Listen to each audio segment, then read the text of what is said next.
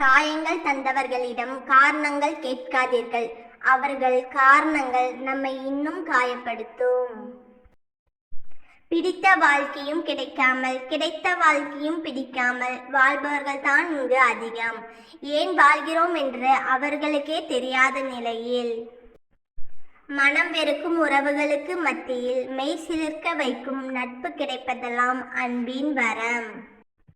தோற்றத்தை வைத்து யாரையும் வேண்டாம் என ஒதுக்காதீர்கள். ஒருவேளை அவருக்கு சேர வேண்டிய மொத்த அழகையும் கடவுள் அவர் இதயத்தில் வைத்திருக்கலாம். நினைச்சது நடக்குதோ இல்லையோ, ஆனா நினைச்சு கூட பார்க்க முடியாத விஷயங்கள் நம் வாழ்வில் நடந்து கொண்டுதான் இருக்கிறது. மனிதன் இறுதியாக இறப்பதற்குள் இடையில் மனதால் பலமுறை இறந்து விடுகிறான். சில நேரம் சில மனிதர்களால், சில நேரம் சில மாற்றங்களால்.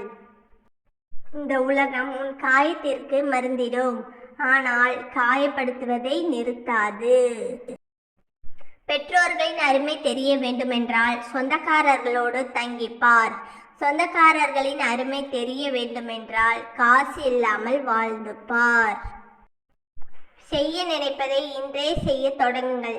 ஏனென்றால் இன்று உங்களுடைய யோசனை நாளை வேறு ஒருவருக்கு சொந்தமாக நேரிடலாம்.